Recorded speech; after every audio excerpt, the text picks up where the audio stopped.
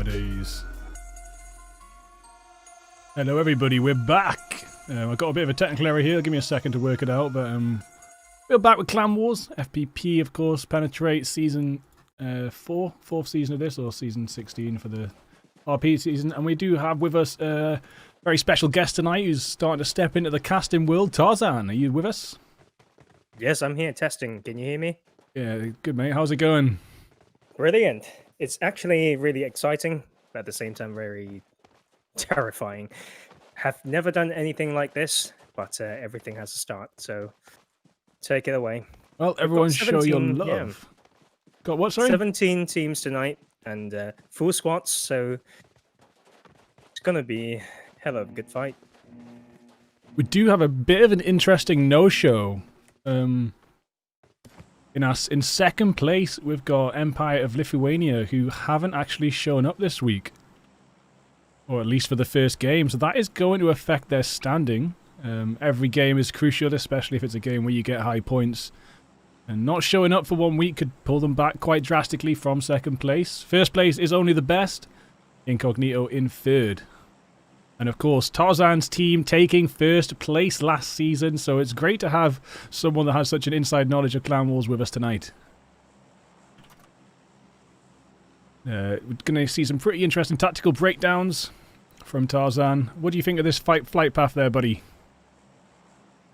Based on my knowledge of where the teams like to drop, I think a lot of teams are going to drop along the road to grab some cars and move towards the east side of the map. I know Sparta likes to drop towards the bottom right of the map around there. A good few teams can just about float into Los Leones, and yeah, just need to see.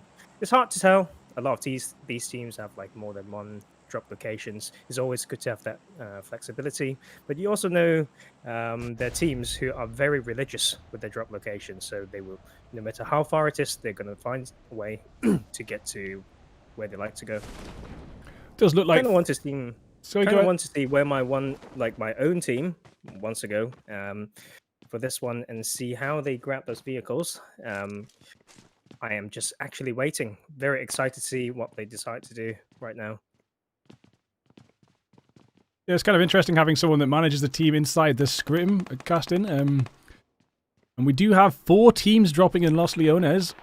We can see a new pen player, Tryhard, in a building with Cesar from Veni Vidi Vici, and Buddha has been taken down out in the road as well. Tryhard going to make that push in, jumping up. Tryhard miss him, but then getting around Cesar and taking them straight down. Tryhard might be a candidate for the Institute team, but currently with Game Over for now. And proven his worth already. Lovely French guy. I've been playing some Geo squads with him and stuff. We played the Geo scrim the other day and did terribly, but we won't talk about that too much. Hello Loz, hello Aaron, anyone else in the chat, let us know you're with us and how you're doing. You can see Pish kind of out there by themselves.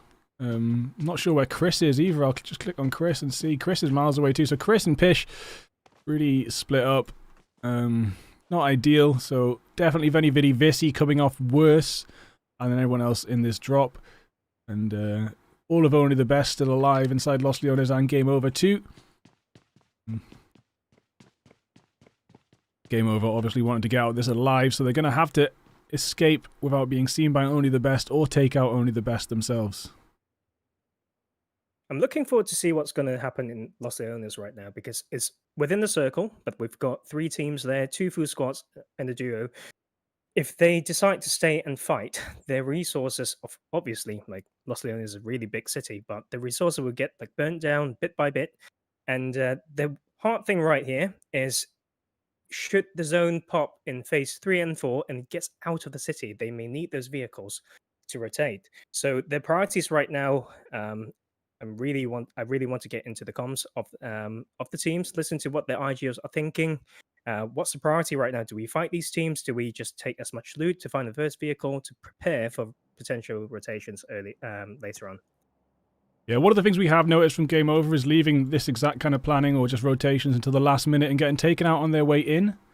They might, in Los Leones, with 2 other teams, get a little bit distracted, fighting and fighting and fighting until for the next 15 minutes or so until it's too late and the zone is away from them and they don't have any cars. There is one car not too far from Try Hard and Mr. Green that they could secure and park up and keep a hold of it. There is some good kills to be had in Los Leones right now if they play correctly and they play well and sort of pincer out the other teams unsuspecting. Pish does just look like he's kind of taking it easy, but out in the open, could be spied and shot down. Currently on that balcony there. Getting back inside is probably a good shout. Well done, Pish. Devious, Mr. Green and Mumbles look like they're moving east through the city, which is towards only the best. This is often also when Game Over can sometimes be picked apart, is when they start scouting out their drop zone one by one. Devious running a bit of a scouting risk. Maybe going to push a little bit too close to only the best, but there's still a good 100 meters between them now. Maybe a chance to find some vehicles as well. Does look like the vehicle I was talking about still unsecured. Could be taken by anyone. Like you said, it's quite important to get out of Los Leones, but there's not heaps of vehicles that spawn here, so it is pretty important to find at least one or two and secure them early on. I kind of want to draw our attention to what's Incognito's doing right now.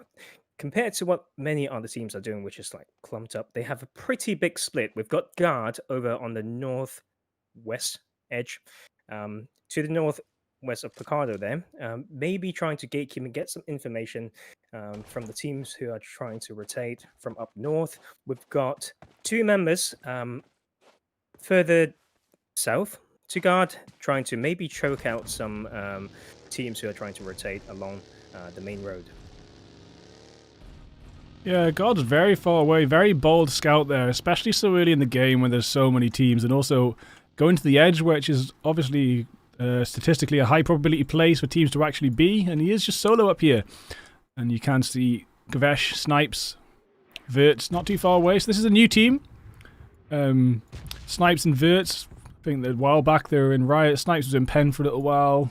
Snipes just came from Zen. So a lot of movement for some of these players, but settling down at least for the moment in a ZPX team called ZPX Fear.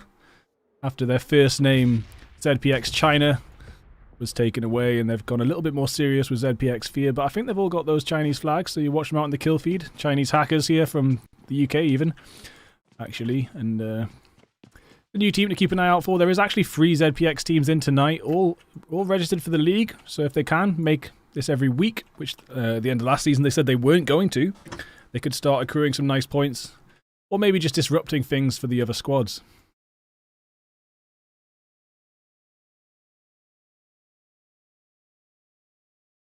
Sorry, I'm also just trying to look at the minimap, trying to figure out what some of these teams are trying to do with the big splits. For example, with Team 6, ZPX Bots, they've got Mystic very close to Monte Nuevo, not too far from the zone, while the other 3 of his team are basically 1,800 meters away, up at Crater Fields still. So maybe Mystic's trying to get an entrance point, or entry point, as I like to call it, into the zone from the northwest edge to open up a route, trying to look between the space between his teammates and himself. So the teammates definitely know there's a safe path or route to drive into the zone. Game Over just scored themselves an AWM and a Groza, and it does look like only the best aren't coming in any rush to contest this.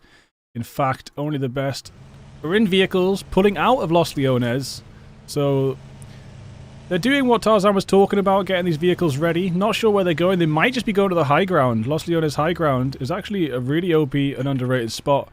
And it does actually look like that's where they're pulling up. Just, yeah. This spot here, it's got a couple bits where you can get surprised from, but generally if you hold it... Oh, they came up to fire a flare too. That's interesting. So they chose to leave the city to fire their flare. What do you think about that, Tarzan? I have no words. I have no comment. Like, who's done that, by the way? Sorry, I really missed that bit. Only the best have left Los Leones with 2 vehicles, and they've come to fire a flare on the high ground next to Los Leones instead of firing it inside the city like Penetrate Game Over have done themselves. I've been keeping my eye on Team 9, ZPX Elites and Incognito. They were pretty close to each other across the road, and seems like ZPX has spotted Incognito, and but Incognito just decided to pull away and rotate down south for a more free position with a bit of high ground, which is like very useful in the mid and late game. Only the best have scored themselves an AWM and an M249. That M249 might stay in the box, whereas I'm pretty sure Penetrate's Groza will be in their arsenal. Just out of curiosity, see if they take it. If I'm correct, I think AMZ Lions are pulling very close to Pen Misfits right now. So I wonder if there's going to be any action. They're basically drawing between them. Yes, AMZ Lions drawing past Pen Misfits here. Looks like they've made it away free. Yeah. There was a couple of shots, but they made it away clear. But actually, War Machine and Rebel have pulled up inside a nearby compound. I think Q was the one that took the shots. Yeah, Q's vehicle's been getting sprayed down by Misfits, but also in the crater fields, we do have the Incognito team. Incognito Gills. This is a new team for us. Welcome to the league. Incognito Gills, Hera, Glory, Avani, Luna. Let's see what you've got as this night unfolds. AMZQ had to retreat away from the Misfits. It's taken a bit of an obscure route to try and link back up with the rest of AMZ Lions, but luckily wasn't seen by the Incognito Gills and will hopefully make their way down safe. And Pen Issue actually found a knock on Incognito, but based on the landscape and the distance, they probably can't get a confirmation on that kill, so the fight's just going to reset. But both of these teams have found a very good bit of land with a little bit of high ground, with tips that they can use to peek and shoot. So if they decide to keep shooting, I wonder if they have enough loot going into the late game. So just need to IGL to make a good call right now. Based on my experience, a very good thing for IGL to check, okay, at different stages of the game, like what resource, whether it's meds, ammo, and utilities, to decide whether they should take a particular rotation, or do they need to maybe take a fight early on so that they can hold it till the end game. So this is the time to demonstrate that leadership and that very good, decisive decision making.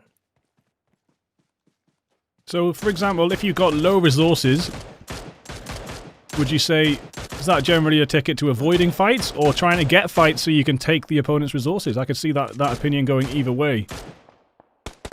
Right now, based on my knowledge and experience, right, the work that needs to be done is actually happening in phase 1. So it should have happened by now. Okay, so whether they need to make an earlier rotation to stop by compounds in between along the rotation path, that's what they have to do. If they have chosen a pretty center and open center position in phases 1 and 2, then that is where it gets a bit harder. You may just have to take a fight, and but the distance of that fight, so when to strike, will be very important. You don't want to take kills if you really need that loot. You don't want to take kills that you can't loot. Yeah. Does that make sense? Yeah. Totally. Even if it's a point, though, it might not be worth the resources to do so. Exactly. Sometimes it can take a couple hundred bullets to get a kill. You're talking like 200-300 bullets to get one kill sometimes. In the long, drawn-out fights that happen long range. And then if you're not going to go loot that body, was the point worth it? Was the singular point worth 300 bullets for one kill without any replenishment of ammo? Don't think so. We're seeing Griff here taking a knock on Team 19. Team 16, sorry. Oh. Just using that dip there, hiding his vehicle well. Taking one knock. So many gunshots going on right now. Yeah, and that's Penji laying into Waggles, blowing up their vehicle, so they're stranded in the open now. Godzu going to have to spray down as well. Godzu the 4X on the Ice M4, Glacial M4. Going to send some single shots off. ZBX Raj actually takes down Waggles Star. That'll be an Indian player for ZPX. Pen, Sauron here. Yeah, and ZPX, two different teams bearing down on Waggles. They don't stand much of a chance, to be honest. They're sending out their smokes, but they only had one vehicle, so I can't see them getting out of this with 2 teams bearing down on them and the only vehicle blown up. And this is, again, we always say 4 vehicles is better than 1. Completely agree with that. When you look at some higher tier play, when every player has a vehicle, they can do very small, like minor rotations during a fight. They do that many times, and that allows them to take a different edge and a different ridge to get different angles on their opponents. And if they really need to retreat, that will be the resources that's needed as well. Or when things go south, they just need to break the car, and that is their mobile meta shield. Oh my god, Snipes and Co have just been blown up in a vehicle by other ZPX players. We missed that, unfortunately. But that was another case of being in one vehicle and being taken advantage of. Incognito making this push up the hill, taking out Team 8, which is Xeno Royals.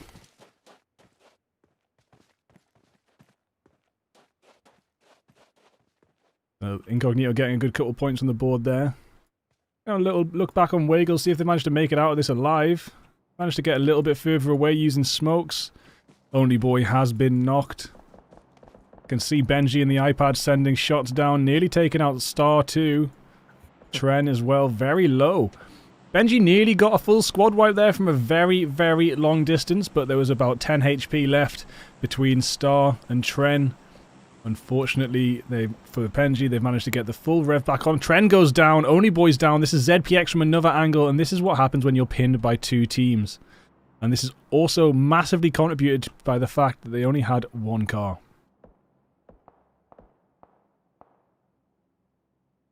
I'm keeping my eye on the minimap right now, and seems like Penn Misfits are the only team who are still kind of out of the circle. They decided to go for a clockwise rotation out in the blue, and but if they've got enough meds, that can open up a lot of opportunities on the edge of the zone, and it's no problem if they've got the resources to stay out of it for maybe a minute or so, even tank a little bit to wait till the teams who are gatekeeping them to move to get themselves a new entry point. Quite a lot of congestion for Zone 2, to be honest. Most teams right in the middle of this map. This is kind of interesting. We're going to see teams fighting out to hold down areas, certain areas.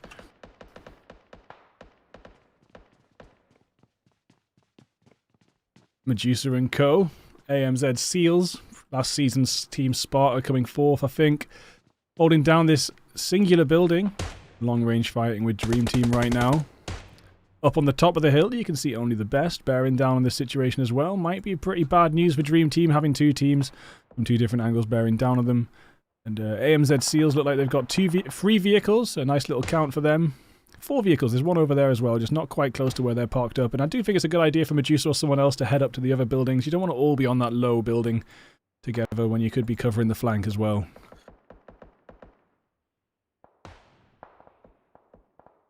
Quite interesting to see what Penn Game Over is trying to do here. They have not left where they've dropped, so and neither have they got it into any action. I think no, like Triad got got 1 kill, so that is good. Maybe they've got someone on rotation, but I'm looking forward to this new zone right here. It's going to be right in the middle there, where all the teams are. That's only going to add to the congestion. We should start seeing teams disappear off the face of this map. This brings me back to my earlier point, right? It's a lot of open ground, not a lot of compounds. So teams need to really use, the ability to analyze the landscape of the map immediately, and then find positions where they can maybe hide the vehicles, keep them healthy, and then so they can do small rotations. But resources will be being burnt down very, very quickly if they keep engaging in this fight. So that consideration when it comes to when to strike will be very key right now. Still a long range fight going on between the Seals and Dream Team. Nothing massive happening just yet. Takuri using some very strange... Trying to work out what this... What I don't know if it's my glitch or Takuri glitch. No, yeah, look, Takuri's shooting for this tiny little hole under the bridge here. Interesting little technique. Haven't seen that before. It's a new one for me. That is probably more useful than TPP, but who knows? Like, you learn something every day. Fincale taken down by only the best in the distance. The rev will come through, but that is going to eat into Dream Team's resources whilst they're kind of trapped under this bridge. And I mean, they've got one vehicle. It's not too damaged. I would like to see them get out of this situation. This is not a very good space to be. They need to be ready for when the next rotations come out. Currently, if I was them or the IGL, be taking a western rotation just along that coastline, trying to get away from this awkward spot, maybe taking one of those compounds and looking for more vehicles. But I'm going to jump over to Veni Vidi Vici Pish here. It looks like they're right in the middle of a lot of action. You've got ZPX, Incognito, and Waggles all around them. 4 teams on the same area. I believe Incognito have a better position here. They have a little bit of a split to cover different angles for people who are trying to enter this hill area, while Team 9, ZPX Elites, okay, and VVV are stuck basically on top of each other.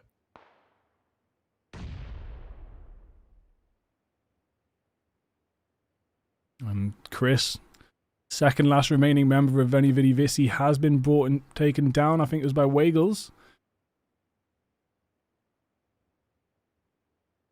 So that does leave Pish as a solo here with 3 other teams around them. Going to be a pretty awkward situation to get out of. Maybe you could just sneak up and steal a vehicle from ZPX and get out of this situation. Might be the best option right now.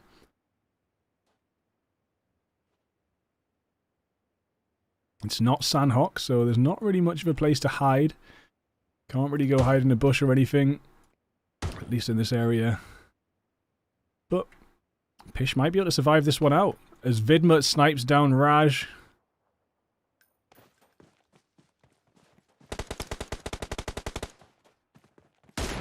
Vidma also trying to take down Caboose there. Sphinx Esports dodging those bolt action shots, and Caboose still got full health.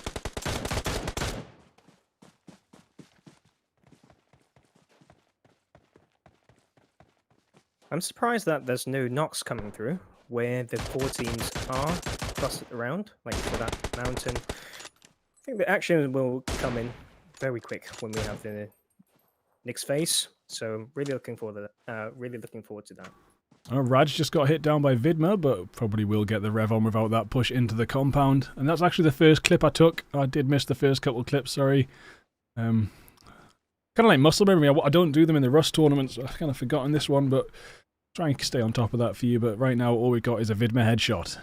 As only the best Professor takes down AMZ War Machine. This might be worth going over in the zone. Does pop again right around Incognito, ZPX, Veni Vidi Vici, Waggles, and Sphinx Esports. A lot of teams on that east side going to have an awkward time making it to zone. We do have Misfits stuck behind Only the Best and AMZ. Mainly Only the Best will be making advanced rotational. Maybe they'll be heading for the pins.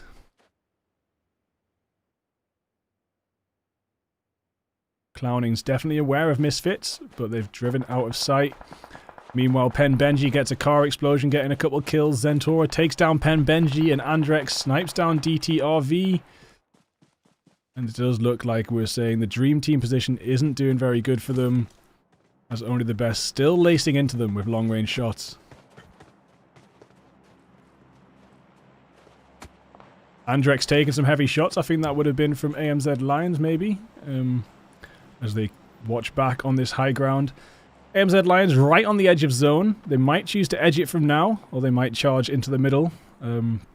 Andrex, Chazo, they're sending some smokes out. They're probably intending to make a rotation soon as Misfits drive straight through. Maybe about to be taken out by AMZ, but going to keep on going straight past, not taking a single shot. Driving past Dream Team as well, going for that fast rotation. All 4 of Misfits here going to make it into zone. We started this game with 17 teams. We've only dropped 2 teams so far. So I'm going to make a bit of a guess. By the time that this zone is completely closed, I'd say they will be... Make a guess, Bigfoot. What will be your guess? The number of teams that's remaining in this game... And this is closed. Oh, it'll be 11. Maybe. I would say 12. Oh, we do have AMZ Lions crashing into the AMZ Seals compound, but in actually the building that they left behind, trying to nade out. Does miss. This is AMZ versus AMZ as Q gets taken down by an excellent nade there. Triton pushing around to War Machine, but War Machine doing more damage to Triton. We're already on 14 teams. War Machine does get taken down. Triton survives on that much health, but Rebel gets taken down as well. This is absolutely terrible for the Lions as the new AMZ squad, AMZ Seals, wipe them off the map. And I think there might be one left somewhere, just not quite here yet. And it is AMZ Aki's Aki. still on the edge. Aki's still on the edge. And in the blink of an eye as well, like we saw OTB taking pretty good position to just to the east side of the current circle, and they've just only got one player now. So maybe they didn't watch their back as teams are flowing in from that east side. And the zone's closed in. We're on 13 teams. You were closer, but neither of us were correct there. I guess just in a few more seconds, it will drop down to 11. There is a lot of there's a lot of stranded teams. There we are, 12 now, and just any second now it should be 11. So we're both in the ballpark range, and really happy that Misfits managed to make it into the zone so efficiently there, past so many threatening squads in threatening positions as well. But they did a great rotation there. Professor's actually managed to make it around the other side of AMZ Seals and could stand up and do some damage, but I think actually he's just going to wait it out. Professor's actually the last one alive for only the best. They're going to be playing that sort of slow solo game.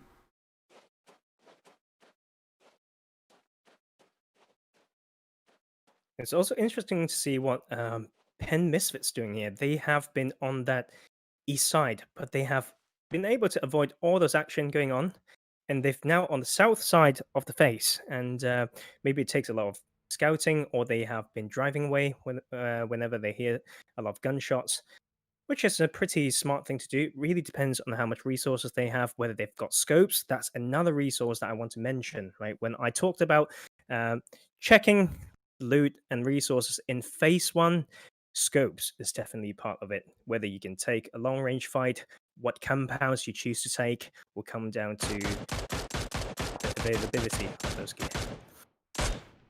Well, scopes are pretty important for them considering they're having engaged in a long-range pin with Incognito now, but definitely more important than scopes. When you're pinned outside a zone as vehicles, so you don't have to run past the fire to get in. Misfits in a ridiculously large split right now, which is either going to be the end of them or work massively in their favor as they try and get into zone here. All of Incognito camping out Murdoch's area. Keith's actually heading back with the vehicle to save Murdoch. Keith, of course, being Tabernac, if you didn't know. Tabernac hasn't left Penetrate. He's just renamed himself as Keith. Alright there, Keith. And it does look like they're actually going to manage to rotate around out of sight of Incognito and get in. There might be a chance for Incognito to get some shots off, but God, yeah, trying to keep an eye out, but I think they might have made it.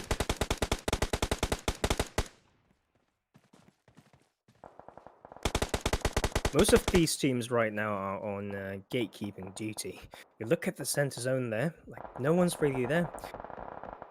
I think if this is like mostly maybe a tier 1-2 scrim, or let's just say if it's a TPP scrim where you can peek and check the center zone like with a lot more safety, I would reckon that most of that center zone would be taken by now, with a lot of parked cars, with people proning next to it. Yeah, it tends to be in the higher leagues. People do just try and get those 4 cars into zone 5 and 6. And some of the high tier teams will literally, without any damage being done by anyone else to their car, blow it up in zone 5 or 6 themselves. And just be like, this is where my car is if I can't get out of here.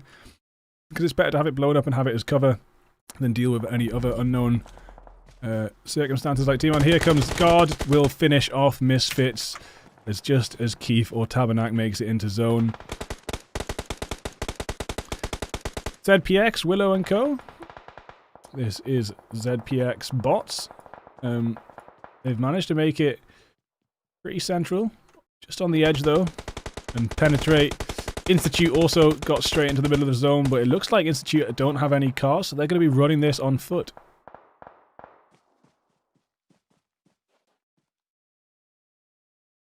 The phase 6 circle is going to close after 10 seconds, and a lot of these teams are still not in zone. Whether you need to move quicker or not, sometimes, of course, it depends on whether you're engaged in a fight, but also about whether you've got vehicles to do that rotation.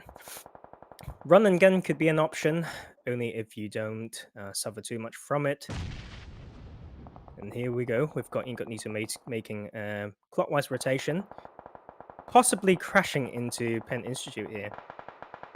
Yeah, this could be interesting. Maybe Institute are actually going to spray them down as they pull up. They are pulling up. Benji takes some damage, does have to fall back.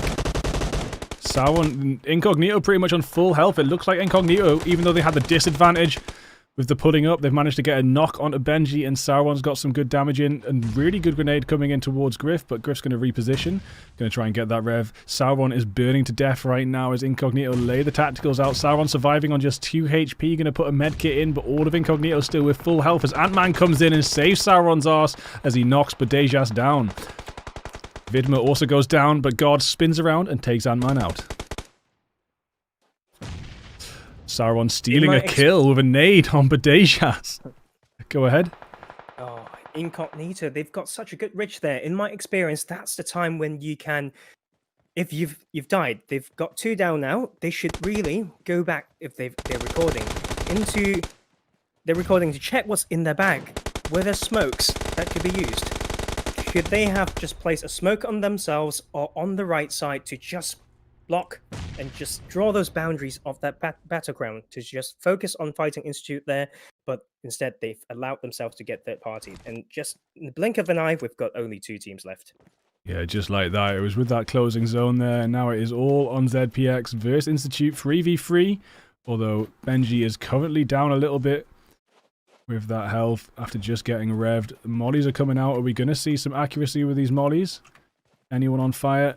No one's on fire just yet, as the last vehicle gets blown up. Nades are coming in. They're blowing up the vehicles. Subi going round on the flank. Surprisingly enough, Benji's not flank. Sorry, Wilo's not flanking. Normally see Willow on the big long flank. But they are surrounded now. 3 different angles. ZPX have made the approach on 3 different angles. This could be extremely awkward for Institute to try and deal with as Griff nearly gets taken down. Lobby Boys running in too from the right hand side. Willow on the middle and Subi on the left. Griff next to a burning car. Not the wisest idea. I've definitely seen people die that way. Glad to see 1 smoke being deployed right now. If they've got smokes, this is the time. When you don't have a car, when you don't have a dip. Lobby Boy down. On. But Benji goes down too, so that's 1 knock for each team. Is extremely close.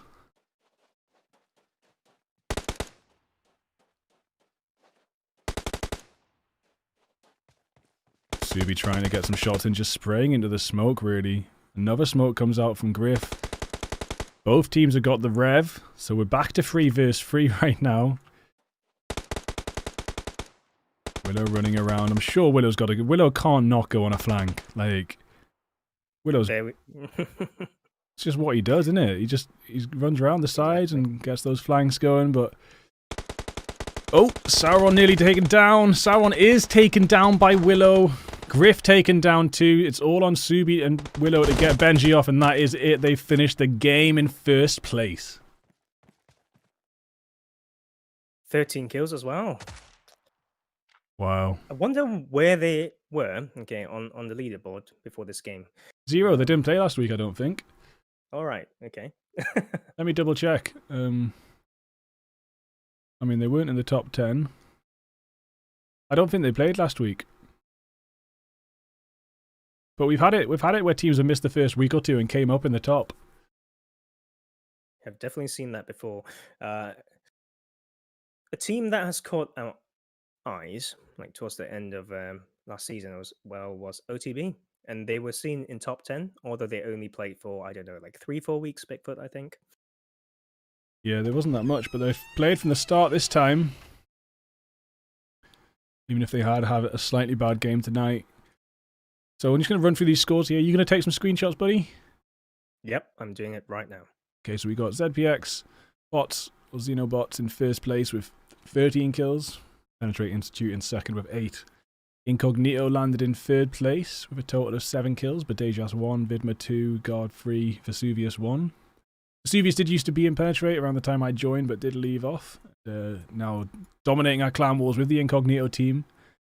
ZPX, Which ZPX team is that? It's not the... I think it's the Elites yet. ZPX Elites with 2 kills in 4th place. AMZ... Seals, that's the AMZ Seals in 5th place with 5 kills. Benny Vidi Visi, 6th place, no kills. Misfits, 7th place, no kills. Some good rotations, but then getting pinned out on their way into the 5th zone, I think it was. AMZ Lions, 1 kill, 8th place. Zen, 5 kills, 9th place. Only the best, 4 kills, 10th. Penetrate game over, 4 kills, 11th place. Pumbles managed to get 3 kills there before getting taken out. Sphinx Esports, no kills, 12th. Got another Zen team there, 0 kills. Incognito, the Incognito Gills, 2 kills, 14th place. Dream Team, 3 kills, 15th. Wagles, 2 kills, 16th. And ZPX Fear in last place, no kills. Sort it out, Snipes.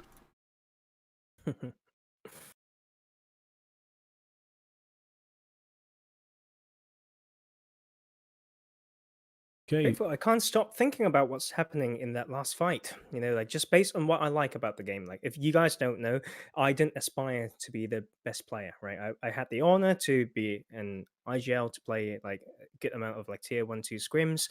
But the thing that I like to do is to like study the game, like analyze and then maybe do some coaching. So that's what I'm trying to do more. So I guess I can't escape from some sub work like what I'm doing right now, speaking to an audience. So hopefully I'm just going to get better. And so bear with me, guys. I will get there.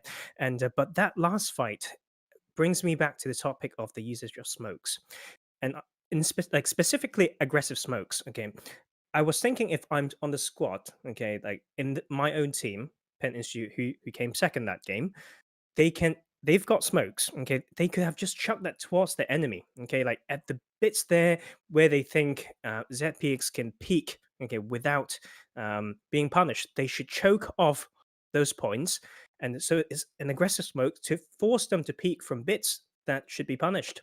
But that has not been used, and that's not been used enough. Okay, at this tier of play, and that is something that I really want to see more from all of these teams. Yeah, there's definitely a few things this tier of teams could do better. I think it's just replicating the behavior of the top tiers. It's definitely not a bad place to start. The way we said, like, they take generally at the end, the last couple circles of tier 1 scrim, you'll see like heaps of different cars. Or every team's trying to get in there with 4 different cars, blow them up. Sometimes it's only 1 or 2 cars and 1 or 2 players. But you can basically see their main end goal is to be in like zone 6 with some cover. And we often see in these scrims of this level and also specifically Clan Wars, teams like left out in the blue zone at that point. And sort of slacking trying to get in, and where we might have 4 or 5 teams left in a tier 1 scrim, we sometimes end up with 1 or 2, or sorry, 2 or 3 in a lower tier scrim because people have been left out in that zone and they haven't managed to get their vehicles into that later zone. So that's another thing I'd like to see more of. And obviously, like Tarzan said, smokes, using them aggressively, pushing forward. We did see that in one of the later weeks of Clan Wars last league. We saw an amazing AMZ push up towards Willow. They just smoked up an entire field. It was about 10 smokes because all their vehicles were taken out. And they smoked up the entire field, and they ran up through that field and took out Willow and the last couple remaining members of his team. Would definitely love to see more of that. And so, yeah, I'm going to go for a very short break, and I'll see you, Bigfoot, and the rest of you who's watching in a bit. Yeah, see you soon. I'll leave these clips playing for everyone, and we're back in about 12 minutes.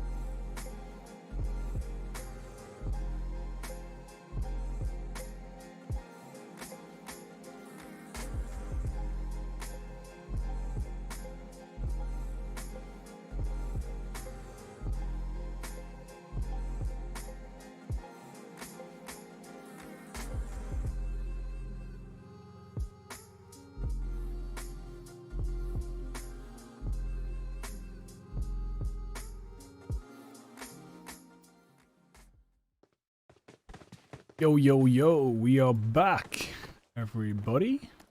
Pretty exciting first game there. A lot of frags. Z Paradox 13 kills first place was something good to talk about. And we also had Tarzan's first cast, and he's doing great, so show him some love in the chat. And hopefully we'll get to have Tarzan back a little bit more whenever Highland Wolf can't make it. And maybe if you're lucky, you'll start casting some of the scrims during the week that don't have any casters right now, like Riot and Zen and that. There's quite a few scrims not being casted. I'm working full time at the minute, so I can't do anything more than pen. Don't even have a computer where I am. I could maybe do the odd iPad scrim or something, but yeah. Anyway, we're back. Game 2, Bigfoot and Tarzan. How's it going, buddy? And I just got back. Sorry, I've got something wrong with my audio just now, but glad to know it's fixed. So right now, we've got a flight path from the middle of Gatka towards motor power. Should be a pretty equally spread out distribution of teams. Get onto the flight path main window, and it looks like it's pretty equal through the middle. You could just about drift to military base if you're really keen, but more likely to try and get a car if anyone wants to go there. And quite a lot of variation for drop zones. Looks like got some teams heading up to Georgia Pole. Institute, would that be Promosh they're heading to? And Quarry. Maybe Dream Team and Quarry. Maybe Dream Team and Promosh too, though. Alongside. Or maybe maybe Institute taking a split. That's another thing we see in Tier 1 scrims a lot. Is people don't really take these 1-1-1-1 splits. Or 2-2 splits. I've seen Institute do it quite a bit, but they have of course been playing some Tier 1 scrims recently. For example, there's a drop that Unicorns of Love used to always do, which would be all the different compounds around Milta and the warehouse there. But it does look like Institute are doing that sort of Tier 1 style or Chinese style drop, as well as Incognito doing the same. And luckily enough that they don't have to do any 1v1s or even 1v4s in their drop zones. Well, all of Game Over have landed in Hospital. All of Sphinx landed on crates. Only the Best heading for Georgia Pole North. Venividi Visi in Roshawk. ZPX. Bots in School. Waggles in Pachinki. Zen in Watertown. Incognito Gills at Farm. Misfits drift into Novodebnia. 2 different ZPX teams in the mansion and the compounds around mansion. And looks like Misfits have made a good call. Landing on the South Island, as that flight path is going to go down. Sorry, the zone is going to go down at the South Island and probably finish there, to be honest. That is a crazy phase 1 circle. I think that's like maybe 40% water. And it's good to see that EOL's back for this game too. So it's completely doable to keep their positions up on the league. And but they are already suffering 1 knock.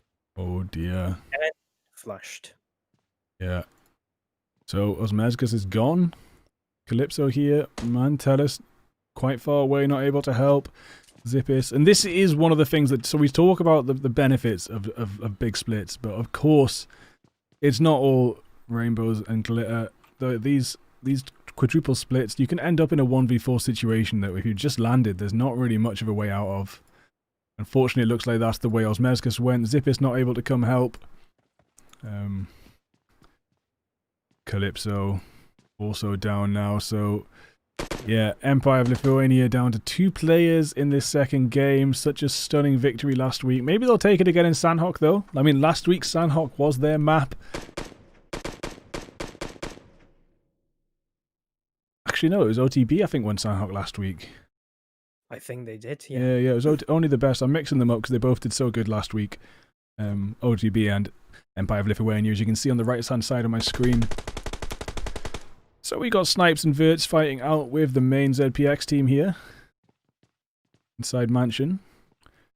Currently 1,134 meters from zone. So as we were talking earlier on, like in Los Leones, it's a good idea to try and secure vehicles, but not loads of vehicle spawn points around Mansion. Sometimes 1 just outside the fence. I don't think I can see anything, so... Kilometer away from zone isn't ideal for these players. Incognito Guild spreading out over the farm, getting their loot together. Misfits, free reign of Novodebnia. No one else really on that South Island. I mean, it doesn't have to end on the South Island. We could see a heavily northern shift, but I doubt it. I really expect sort of Sosnovka area, somewhere around there for the final zone, as looks like AMZ SEALs make their way down to the South Island in vehicles, heading to the military base before anyone's had a chance to loot it.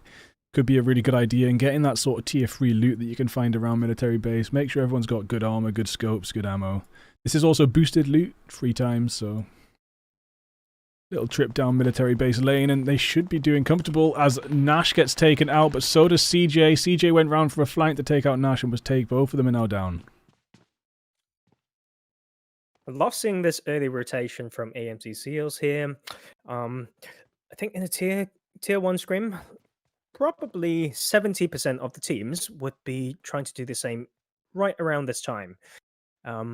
The only thing is they are clumped up. Maybe they could have left a guy on the other side to bridge cam this, but there's no problem trying to like stay as a 4, grab more loot, and with the PMCO scoring system changing now, where kills matter a lot, it's really a huge challenge to these teams to know when to do a split, 2-2 split, 1-1-1-1, 1-3, or just play as 4.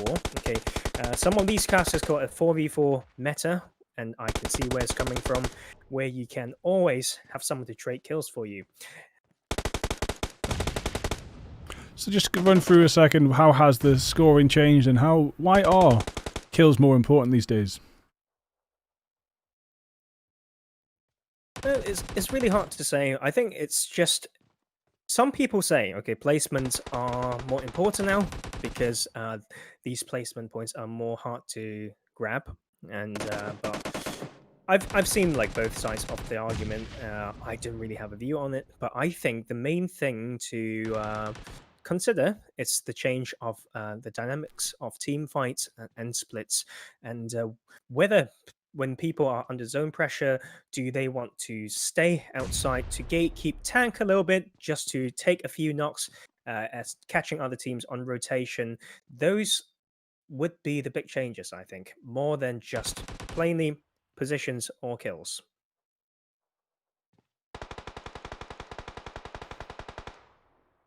Wonder if the changes are going to trickle down to clan wars or not, but right now they remain the same as they were last season, I think. Snipe's almost taken out by a nade from Fallen. Not quite. What are you about to say there, buddy? I was about to talk about what you call the Chinese split, right? The 1-1-1-1 drop at the start. Reminds me about the very basic work, okay? Like when it comes to parachuting. I think EOL, they've done the Chinese split that you were talking about, and they've got a huge split to around the east of Mansion, almost towards like prison area, whilst leaving 2 on Mansion. If they've done their work, if the game didn't fail them, if they just look around when they're parachuting, I think they should dip. Okay, but they didn't opt in for that, and they left themselves there facing 2 full squads around Mansion. I think that's a mistake there.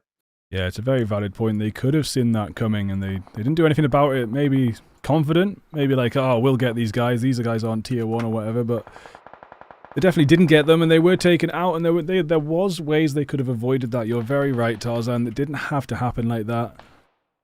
100%.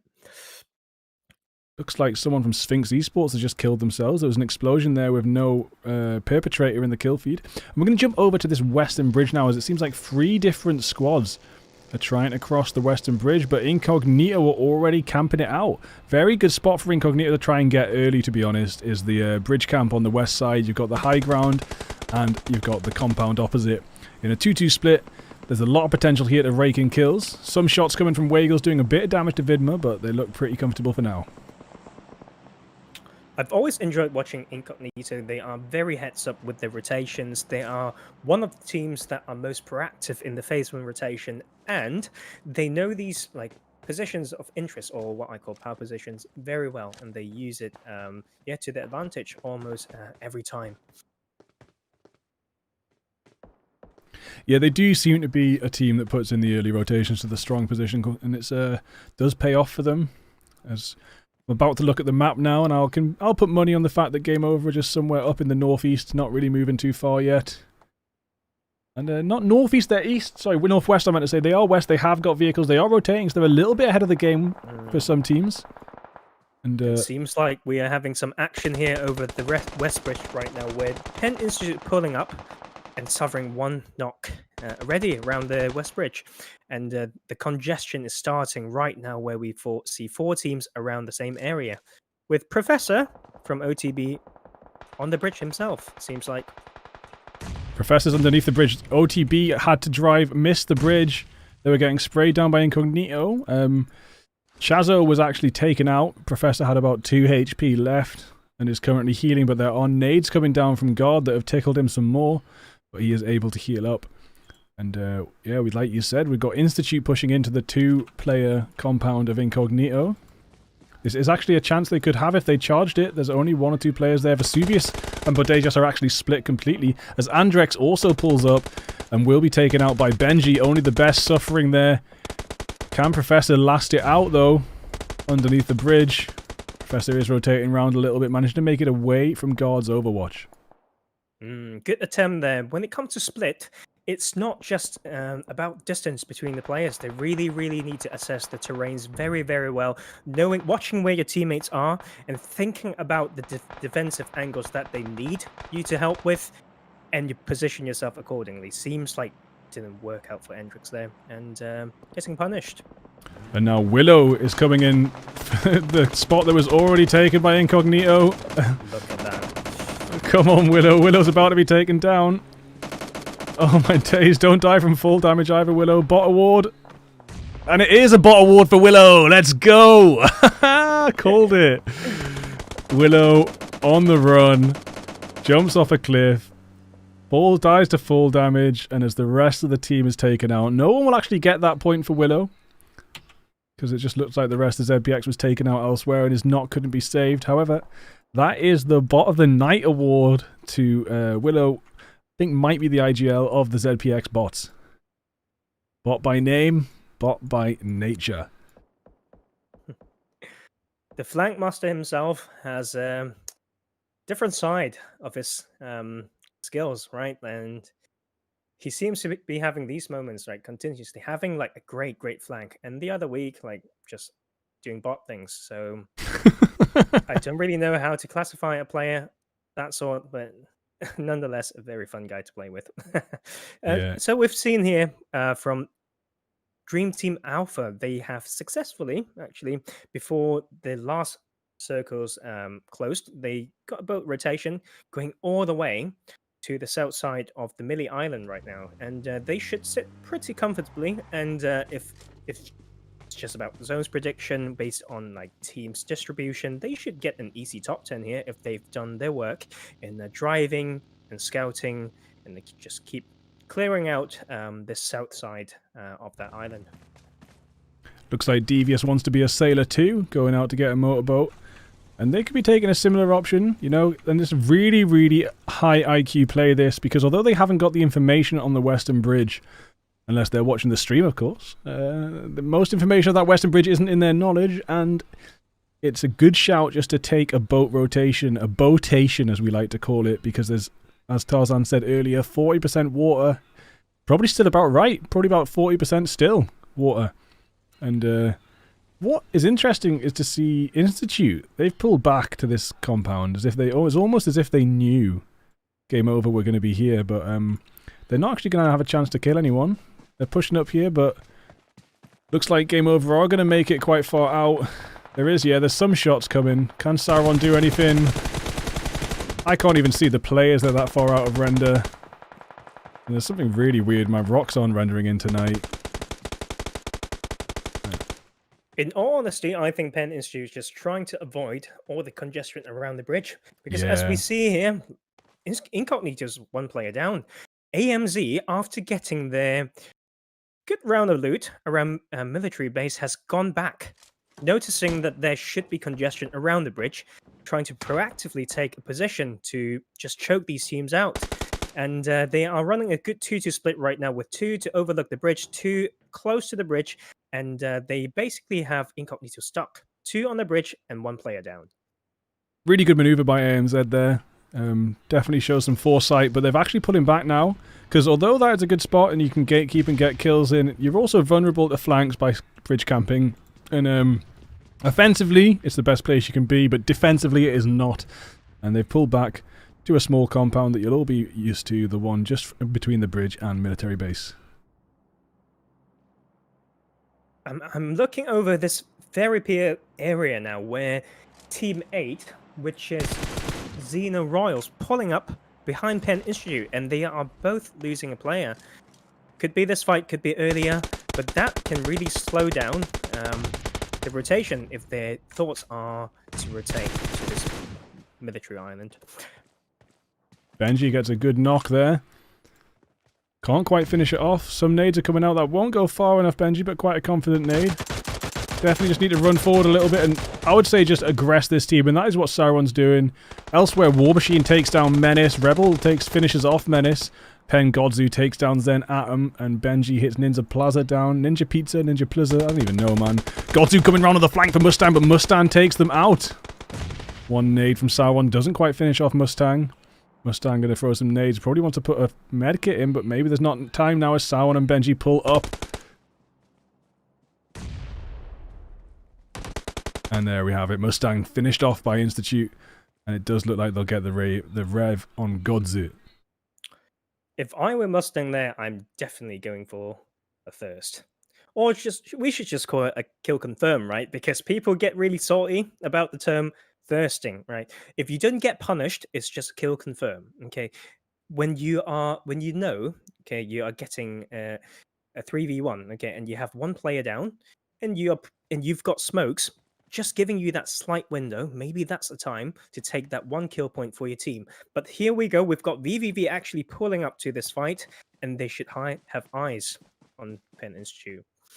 Yeah, they pulled into this fight a little bit tentatively to get that early domination of the third party. They're giving Penetrate Institute time to regroup, and Sauron gets a headshot on Chris.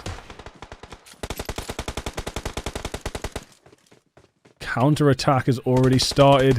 Sauron with a legendary snipe on that third party attempt as Godzu makes a push into the building. Get some nades out. Going on that top floor. No. Top floor, buddy. Yeah, buddy. Oh! Doesn't do any damage, unfortunately, but they're going to send a couple more in and make this rush, I think.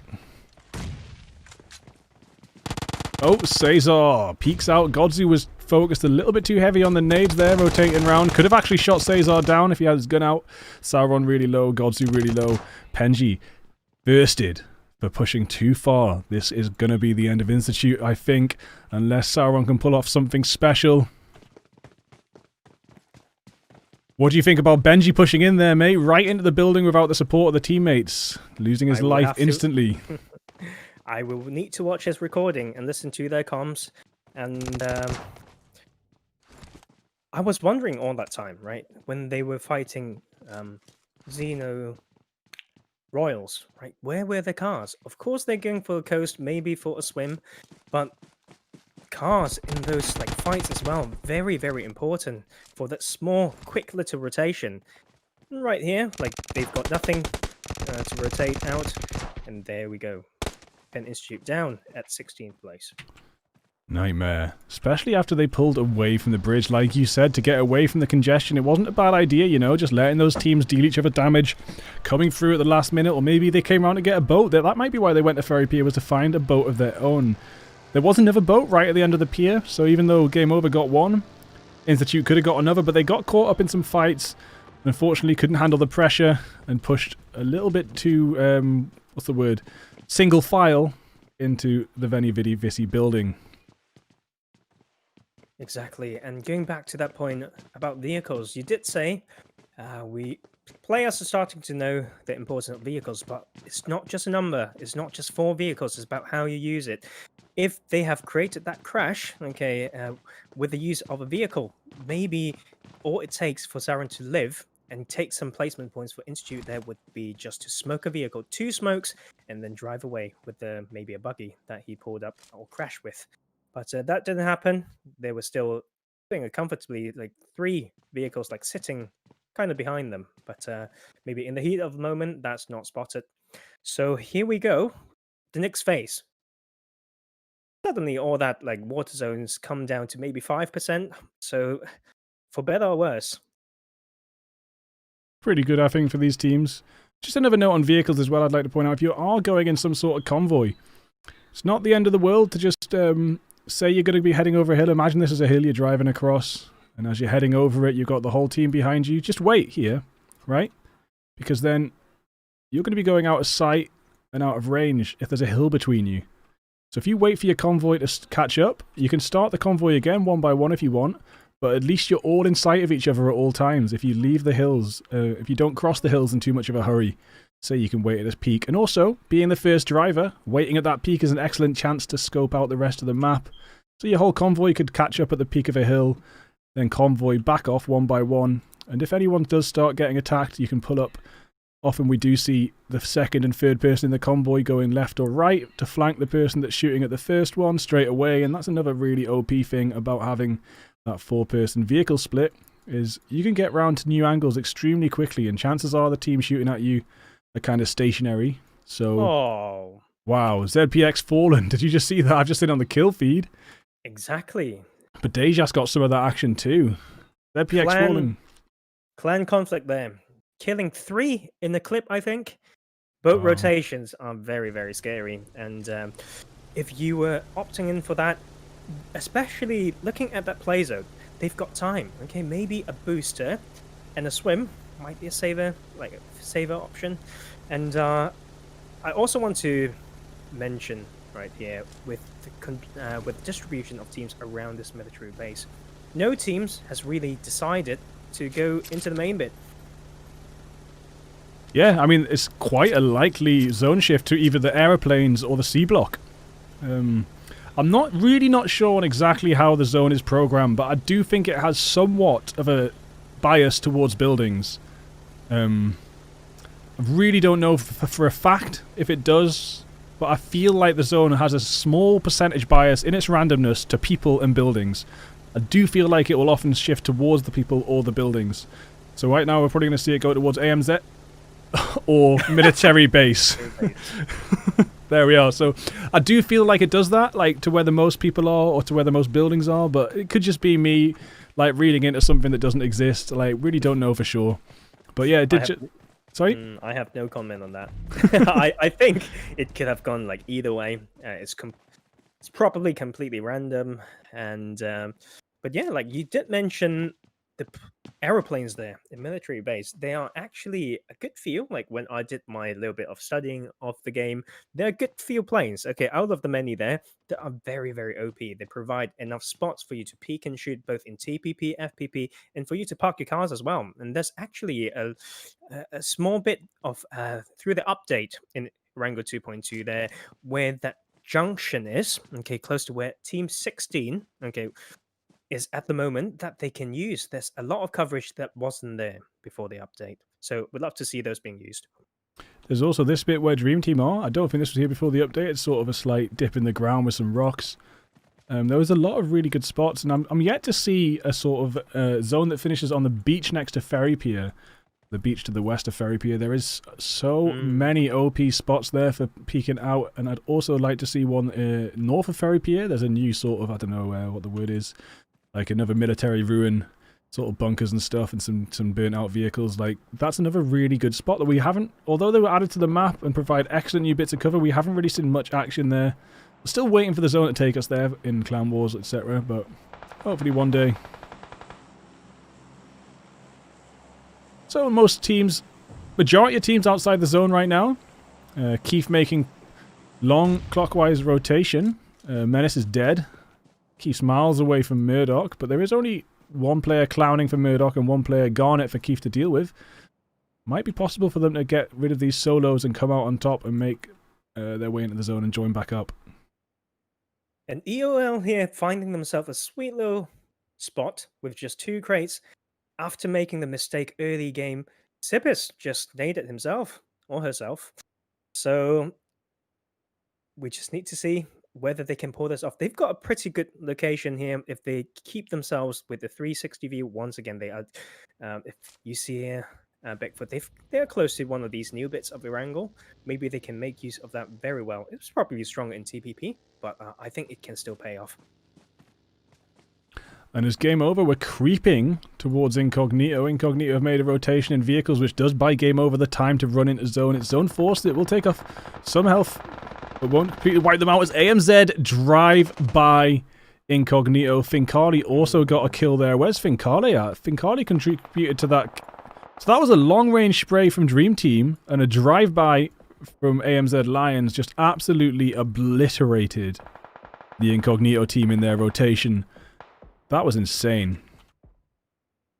Very good work by Dream Team here. They know they've got a little bit of these big rock covers. They do a pretty standard 2-2 split, watching both sides of the circle, catching these teams on rotation. But this work being done is really comes down to whether they time the rotations well. Have they also looked at the center zone to scout out the possible rotation path so they don't suffer the same loss as what they've done to the other team as they are trying to rotate into this phase 5 circle now? Mumbles was taken down by the zone. Mr. Green had to run away from some bullets to buy time for a smoke, but unfortunately Mumbles was sprayed down there. And I think he was probably putting a med kit in and just was like milliseconds off getting it in time. Devious just above the AMZ team. Can hear them coming. And will be taken straight out by Aki as Mr. Green pushes in with the PP Bison Silence, trying to...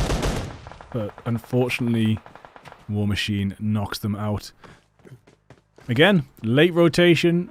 The game over. You saw them crawling through the zone, stuck behind Incognito, stuck behind AMZ. This is why early rotations are one of the most common rotations in Tier 1, and there will always be a team or two edging it, but they will also be, if you watch them carefully, they will generally be edging it early. So they will be on the edge, but they'll be on the edge early, not on the edge late, if that makes any sense. And Pen Misfits also died just then as you were finishing that sentence. But before going down, we saw Keith actually knocking someone with DBS. Nice. I don't know what he's been drinking or whatever, or that could be intentional for a zone like this, but I would love to see that more. Very ballsy for this phase of the game to really pull out that shotgun. Done some work, but not enough to save his team. Oh, mate, that gun's ridiculous. More people do need to use it when it's getting... Especially, I would say especially Sandhawk, because, you know, there's not much of an opportunity in a Wrangle and Miramar to use it. Really, it's like you're talking when you're rushing a building or in the very, very later zones when there's awkward shifts for people close range. So it's not the best, but love to see more people with the DBS in Sandhawk. And I think Only Boy's about to go down to zone. It will be done. Only Boy getting sprayed. Couldn't get the medkit in time. Dreamer getting sprayed as well. Looks like AMZ... that's AMZ Seals. And DT has gone as well. Like I was worried about, right? Doing a good work to gatekeep other teams, but have they done the work to prep for the next rotation? I think at least half of the teams there are killed by the zone. And AMZ Seals here, they've got this hill advantage for 2 to 3 zones now. They are keeping it well, and I think this is a good time for them to maybe... They are as a trio right now, but for them to do a little bit more of a split to cover different angles to expand their control over this circle right here would be a very good thing to do, as long as they use the terrains well, especially if they've got a vehicle for each of them. I think it's going to work out very well. Yeah, I would if I was their IGL, I'd be sending one to watch the south, one to watch the east, and then one to watch the back of those two. You just have to look where the zone was, you know, where people are likely to be coming from. It's always the empty spaces outside the zone, so watching the east, they could maybe catch out Veni Vidi Vici. Watching the south, looks like they've already caught them out, unless they died at the zone, there was someone down there. And then someone watching the north, watching the flank of those two players, and you might be able to catch out Waggles too, and if any of them gain any momentum, you know, they could all form back up and finish off a squad. But Waggles have managed to make it up the top of the hill now. The zone is closing in. AMZ Medusa managed to get Veni Vidi Vici Pish down.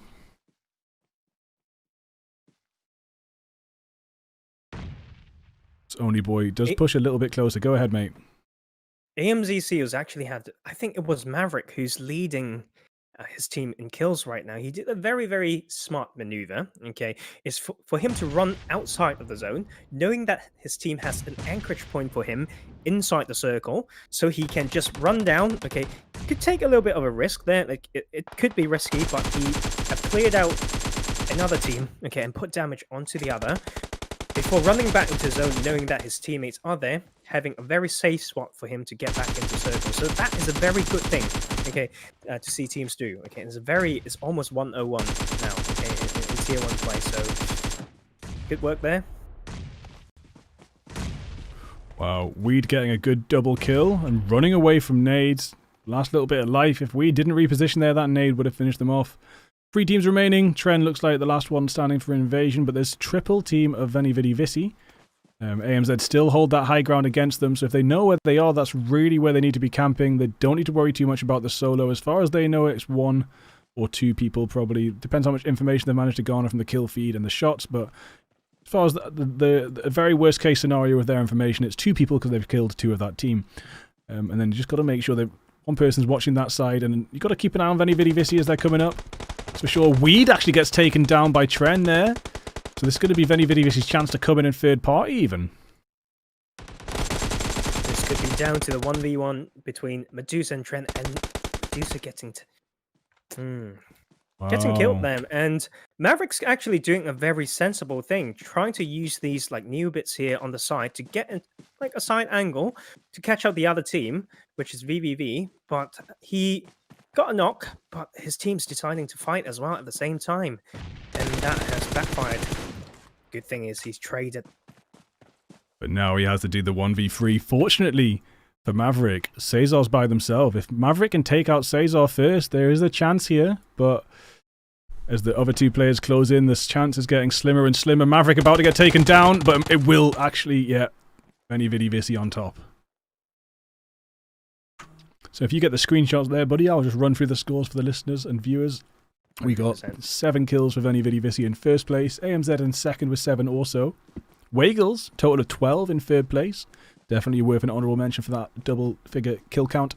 Only the best, 4th place, 2 kills. ZPX Elites, 4 kills, 5th place. Incognito Girls with 1 kill, 6th place. Dream Team, 2 kills, 7th. AMZ Lions, 7 kills, 8th place. Penetrate Misfits, 1 kill, 9th. And Empire of Lithuania making it into the second game, but being pushed down at 10th place with only 1 kill. Game over, 11th place, no kills. Stuck behind teams on the edge again. Incognito, 10 kills, 12th place. Wow. Incognito managed to get a lot of kills, but taken out in 12th place there. Zen, 1 kill, 13th. ZPX Fear, 1 kill, 14th. Sphinx Esports, 0 kills, 15th place. Institute, 5 kills, 16th place. Zen Mustang, 1 kill, 17th. And ZPX Bots, no kills, 18th place. And Willow with the Bot of the Night award. Is there any plays you've seen so far tonight that you think warrant the Mofo Killer award, buddy? Seen a couple of vehicle explosions, but I didn't actually see them. But like from this second game here, Tren has 9 kills in this single game. So that is I didn't see enough of how he played that game, but like it would be nice to go back to the stream and see some of those movements. 9 kills is a lot.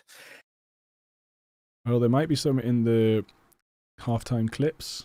Might not. I've got plenty more clips this game. Load these up. And we will be back in about another 15 minutes max with the last game in Sanhok.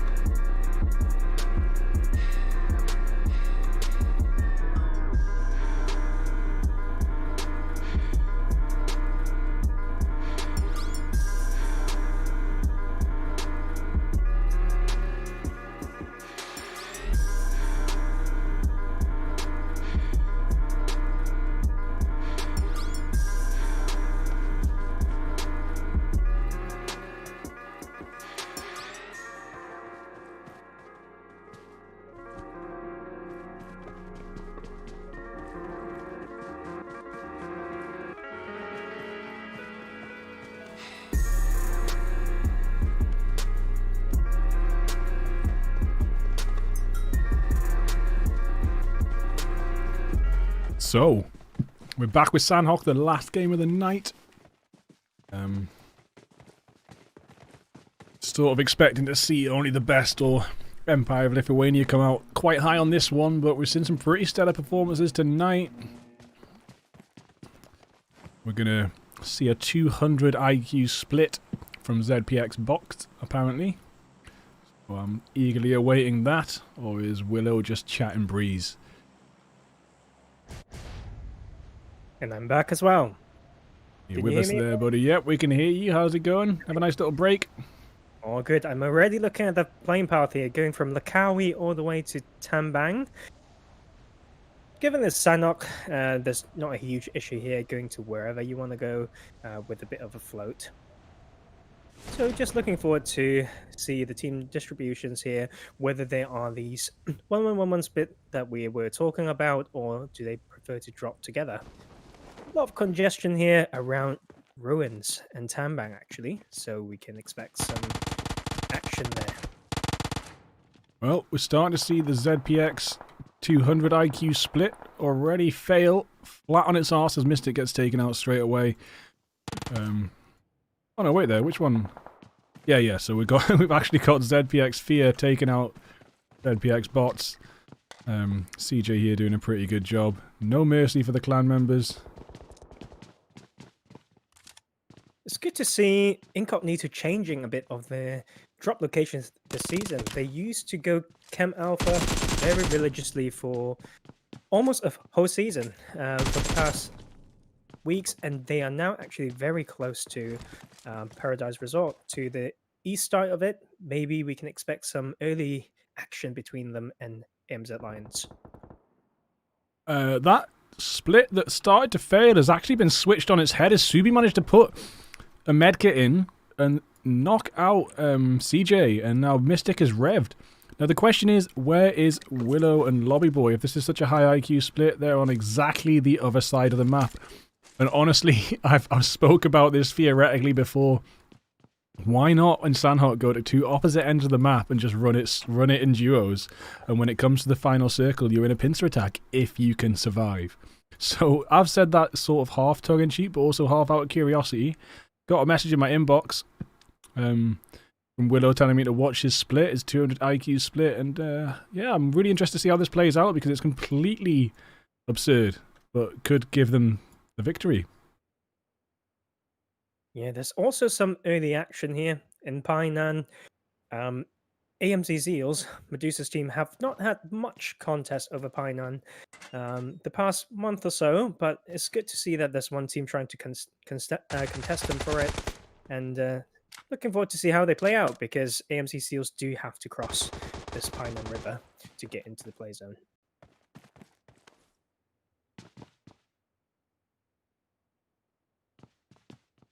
Also down in camp. Oh, sorry about that. Sorry, just gonna say, also down in Camp Charlie, we've got an OTB and Veni Vidi Vici drop that so far hasn't unraveled too much, aside from Veni Vidi Vici losing Buddha.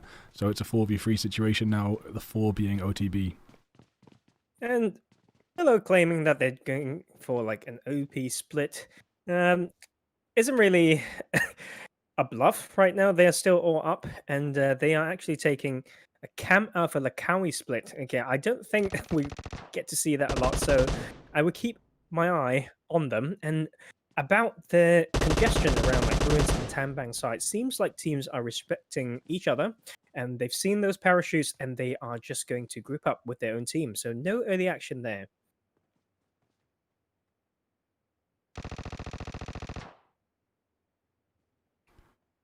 Andrex peeking out.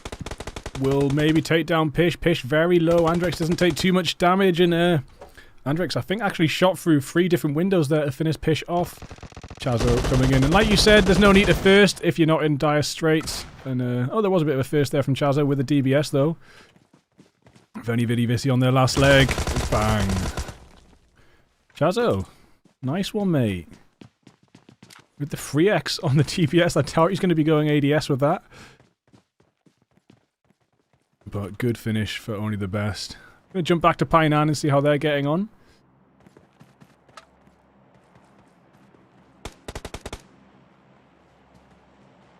Then Mustang up on the rooftops trying to peek over.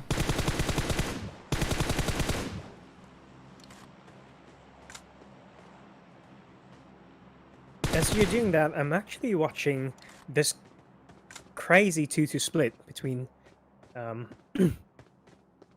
the players of Willow's team, and Subi actually dropped, and he's now being surrounded by the other ZBX team. So let's see whether he can get out of this alive, and the answer is no. So sorry, Willow, it has failed, and A 200 IQ split. Maybe you didn't fail because you can't possibly IGL and shot call that one, but your teammates have failed you. Love you, Subi. It's nothing against you. You got Yeah, I mean, just the odds are against you in that split. I do want to do it solo. So like, I want to squad of solo squatters. So like me, Willow, people that love to do solo squad, and we drop boot camp, Painan, Paradise, and Ruins, and all try and survive and see if we can actually take out like pretty much the entire lobby ourselves. That's another thing, but that's for classics. That's not for scrims, of course. Classics are full of complete and utter idiots and people that think they're dope when they're just really, really dumb. Very common until you get up to like top ace tiers, really, and then you've got a sort of scrim style lobby finally if you're in high ace. Not a huge problem to try. Like, if you're free after this, I'm happy to try. Okay, but we need 2 more. And I mean, like, a lot of people, I know you play a lot of solo squads, Bigfoot. Maybe if everyone just like drops somewhere and play it like solo squads, maybe it can work out. It'd just be interesting. You just get really high impressive like kill counts. You know, like the end screen. You know, like you'd just be talking like 13 kills each probably. including the spread of bots you'd get.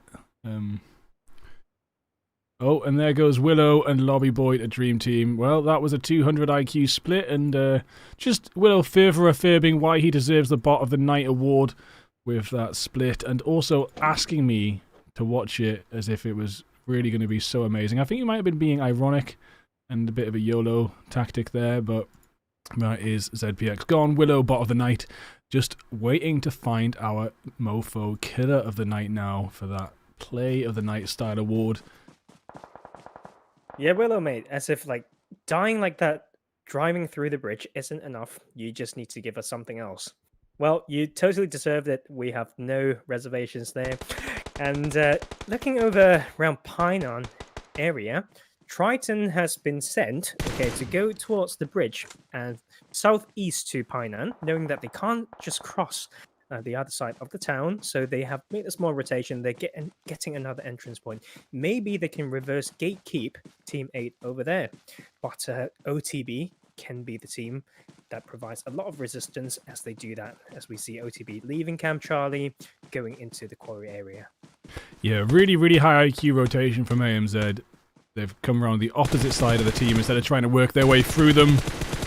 And it's currently paying off, but I do see the OTB threat creeping up behind them now. Medusa starts to receive some shots and will be taken down by Professor.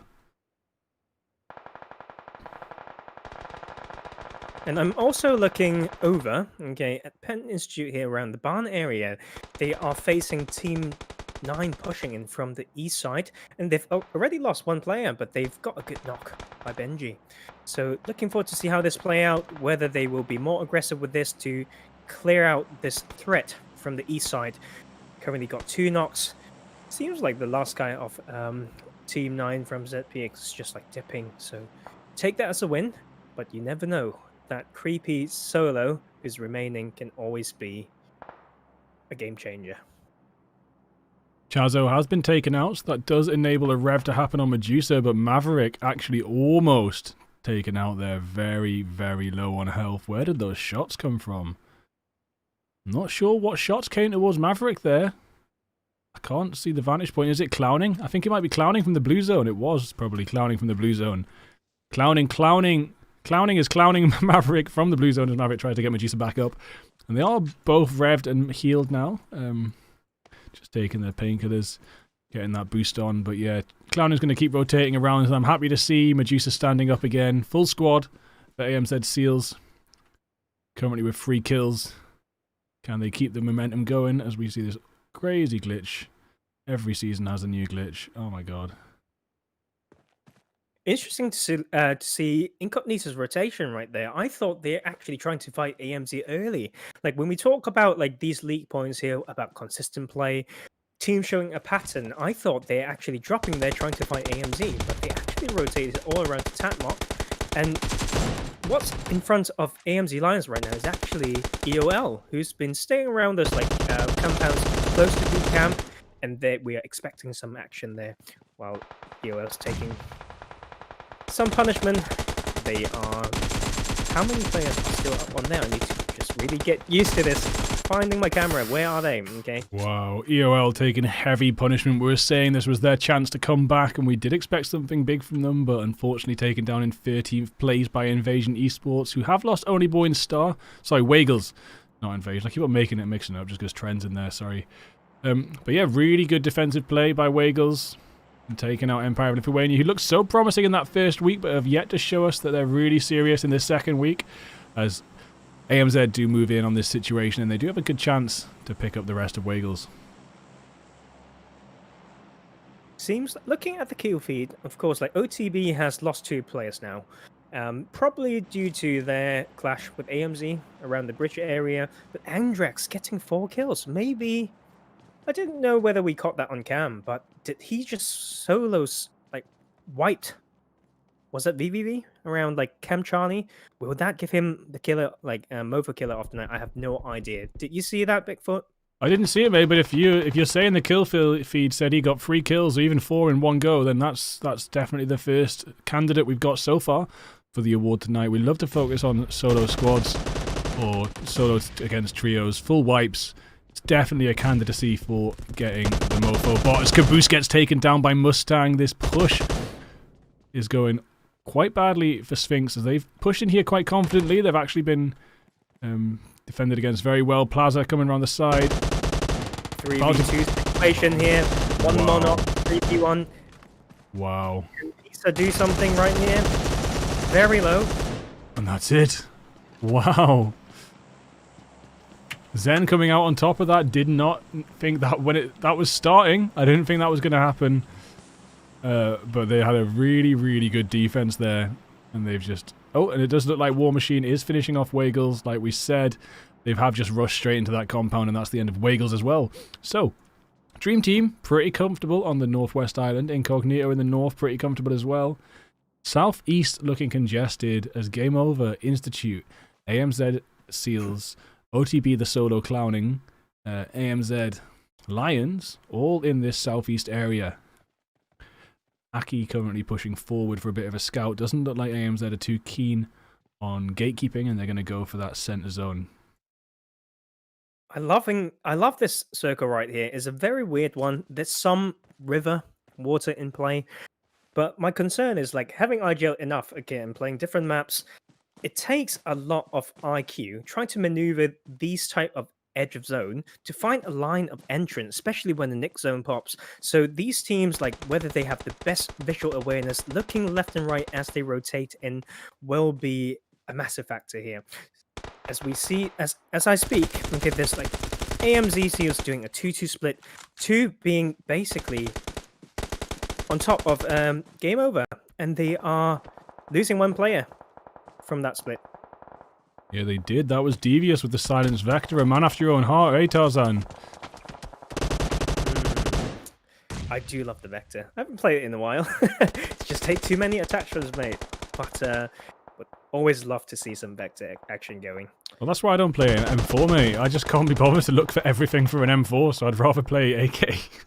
And here we go. Like Pen Game Over taking a good fight with the split, like the duos of AMZ taking one down, but receiving third-party pressure from Institute over that hill.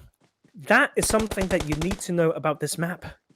The advantage of every rock that you can claim, every small ridge that you can take, that you can make use of as you rotate, knowing where are you vulnerable from, like as you're moving, that is very, very key. Seems like that is how Game Over is out of this game right now. Third-party pressure. Always look around, mate. Always look around. Yeah, so many rocks, so many trees. I explained to Tarzan, it's not Tarzan, I explained to Hyden Wolf once how you don't need compounds so much in Sandhawk because there's compounds everywhere of the amount of rocks and trees. You know, a certain rock formation, even just this area here, you've got rocks to most directions, you see? Southeast, plenty of rocks. Northwest, plenty of rocks. East, there's a rock or two. South itself, not much. So, you know, you just watch yourself and you can use the rest hiding behind the rocks. It's pretty good. And the new zone pops and it goes over majority, over boot camp. And AMZ Lions comfortably in zone still from the last circle. And speaking of that thing that you mentioned, Bigfoot, about Sanok, like with all these like covers other than like hard covers, so like other than buildings, I have a really complicated relationship like with Sanok right here. TPP and FPP is very different with Sanok. So you different. See a lot of thinking going on in TPP, and FPP is just like a lot more fun. So like what seems to be an advantage in TPP is just completely turned around when it's like FPP play. And yeah, like looking forward to see how these teams are going to play this out. Seems like there could be a bit of action between Penn Institute and AMZ Seals right here on the east edge. That's what I'm watching for, as we do see War Machine hit down Medusa from the other AMZ team. Penetrate Institute are coming up for the third party on this situation. I don't think AMZ has seen them coming just yet, but the nades are coming in, so it might be possible. Benji actually just holding down War Machine's peak point as Griff gets taken down from the other AMZ team. Maverick will be taken down too by Benji. Excellent spin and shoot. Very important, especially in FPP, to be able to spin and shoot like that. Benji's in a bit of a stickler right now. The tables have turned. It's come around. You've been third-partying people, all my boys. Now you've got third-partied. Pen and Stew going out at 7th place. Yeah, that last nade finished it off beautifully, and they could have been aware of that because there was already shots towards if they would. I mean, I'm not sure if they were aware where War Machine was shooting, but you know, they knew he was shooting at someone, so they knew there was already a third party. Maybe they didn't quite clarify that information before they pushed up that hill because whoever War Machine was shooting at had an angle on them. And Incognito doing work here, doing exactly what I said earlier, splitting, but being very mindful of what they can get from it. A little bit of a split there, getting different angles on the coastline there, eliminating DT. What's close to them, that is a very tricky bit of the map. Okay, I've played it a lot. You can see AMZ Lions shooting towards Incognito right now. Will they opt in for that little island there? Okay, we don't know. Do you think it will go there, Bigfoot, Nick Circle? Will that small island be in play? Ooh, I'd love it, mate. I've been waiting. How long is it now? 7 months or 8 months I've been streaming for the Miramar Islands to be the final zone. I mean, it's happened once in PMCO, and but I've never seen it in a game I've been casting. I've been waiting for that. I've also been waiting for that Boot Camp Island to be the final zone, and even the one just west of Boot Camp, just anything like that. I'm waiting to see it happen. We've seen plenty of those cliff final zones in Miramar. They're amazing, aren't they, mate? When one team's on the top, one team's on the bottom, and it's kind of either going to be a heal off or it's up for the top team just to jump down and shoot them mid-air, which I have actually seen happen. I think it was in a brute scrim. They jumped down and did a squad wipe from the middle of the air, no scope. Seems like we'll be left to be disappointed right here because once again the circle goes over AMC Lions. And before that zone popped, as I was thinking, whether Incognito's gonna go for that island or take a fight, they actually didn't back up from that. So they knocked one of AMC Lions, but they also lost one player to them. So I would be very interested to see what they're trying to do here. They are two of them, Badeas and Vidma, going to swim along the coast. But if you know these like mini maps, like and how they represent things there, will they get a spot to get back up to the cliff? Is my question. Will they have killed themselves there? Yeah, there's not a spot up the cliff. What are they doing? As far as I'm aware, they can't get back up. But just a quick comment on Misfits. They took that early rotation. They made sure they were fighting with Zen, and they made sure 100% that they made it to zone first. And look how well that's paying off. And it just proves the point time and time again.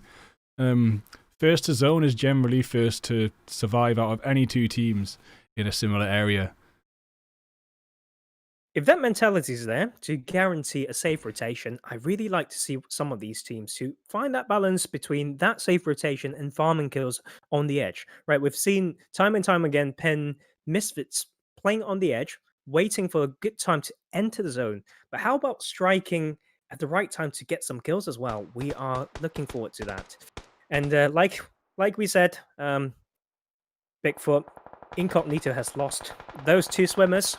And this is not a good time for you to swim, mate. So we've only got guard left, and but lucky enough, you two are not going to upset our choice of the bot award of the night. That was not enough to be better than Willow. Oh, it was pretty good though, wasn't it? That was like pretty good going for bots, just swimming somewhere you can't get out of. Like what? But when what? When did they go in and why? Was it like? I literally don't get it. It's definitely dumber than what Wilo did, but it wasn't as comical. And you know, Willow's got 2 stars on his chest tonight. One for killing himself in a wrangle, and one for getting the whole team killed in Sandhawk. Well, asking for scream time and then screwing it up is just on another level. I wouldn't ever do that. And seems like with the circle, with the positioning, AMC Lions gonna take that win. And they do. Yeah, and they were second to the zone. It's just, we say it time and time again, get there, fast rotations. It takes some skill, it takes some gunplay, it takes some map knowledge. It takes a lot to get there first. Bigfoot, we should always remember, luck is always in play. It's such a huge part of PUBG. So when you can like outsmart like the circles, and but it's a huge part. We've seen enough pro play. Okay, like luck is a huge part of that. So since we're in a league, that is a good time to test the mentality of these teams and to see like how they debrief or even talk about it, collect their minds. Okay, keep working together and just come back stronger the next week. Yeah, indeed. And we do see that throughout the league. Sometimes we see teams really progress themselves forward and then get taken out or whatever. Like we saw Sparta last season get to the first place in the middle of the season and push down to fourth by the end. So it's one big roller coaster, especially in league format. Yes, so like it's a good win here by AMZ Lions, and well, we're waiting for you to top our maybe 22 or 23 kill game, like towards the end of last season by my team. So If you do say so yourself. I think it was 22, but anyway, it's not the time to say that. But Of course it is, mate. Wear your badge with pride. You killed it. yeah, like thank you, like for as well, like and for you to give me some recognition, especially towards the last week there of the last season. Yeah, I do like to study the game quite a lot, and yeah, like maybe a quick shout out to all the IGLs up there. One very good way like that I found like, it's just such a great way to learn about the game and to test yourself is to go and pick on, like, just have an image of any minimaps, right? And just put down those pins. Okay, I think if you can put down around at least 20, 30 pins on every map to know those power positions and you can narrate as to what you can see from that spot and like what and where you should be careful of when you're claiming that spot, you will be such a better IGL. So that's a small tip there. Not giving anything away because that will you still need to put the work in, but that is one of my favorite ways, and I'd like to see more of these positions being taken. And once again, I did mention all these early game efforts in claiming early vehicles, like Bigfoot has like talked about it again and again, but also using like basic skills with your I button parachutes. So when you do these, do try them. These big splits early game. Make sure you don't kick yourself right after doing that. Make sure you don't fail yourself. But it's been a good night. Thank you, Bigfoot, for having me, throwing me into the deep end. I hope I didn't drown there, but I won't be the person who determined that. It will be all your viewers who are very lovely to support the Penetrate clan and our clan wars. And yeah, hopefully I will get to speak to you all soon again. Sorry if I have disappointed any of you. It's literally my first time, and but I Oh, am no disappointment, mate. And you learn so quick, improving every game. I'm sure by the next week you'll be as good as any of us. Let's go. And maybe if Highland Wolf is available, we'll work out something free ways. Maybe you can do the halftime clips. I guess I'm very wrong, Bigfoot, but I'd like that. Sorry. We could try freeway casting. It is possible. You just have to have a triangle. So like I was explaining AB, it would have to go ABC. You'd have to have a triangle of order so you never interrupt each other. Exactly. But yeah, thank you for tuning, everyone. And I guarantee you, I will go back and learn. Okay, this first attempt of myself casting and commentating as much as I study my own gameplay and the gameplay of my team. And I wish you all a very good night and having a good week ahead. And just looking forward to these results from tomorrow. Thank you, Pen, as well, especially Duck, Devious, and Mumbles for organizing all these and doing the results. Not a very easy job to do, but thank you all for tuning in. Anything to wrap up, Bigfoot? You got the screenshots? Good reminder there. I actually haven't. It's just too busy talking. Are you still on the score screen? I am. And Okay. I am doing them as we speak. Good. So yeah, just a big shout out to War Machine and Co. and Rebel and Q and Aki being back on top again. Maybe we'll see some interesting stuff from them this season. Maybe they'll bring it back, season 4. They have won an entire season before, as well as getting the top fragger awards. So yeah, and just big thanks to everyone Tarzan mentioned, and special thanks to Tarzan himself for coming here and also being a contributor to the Patreon. Sibs2, one of my only 2 Patreons right now. You can go find it in the bottom there. No one's allowed to drink in pubs right now, so for less than the price of a pint a month, you can support the stream. We appreciate it if you can, and we will see you next Sunday night. Thank you very much, and good night.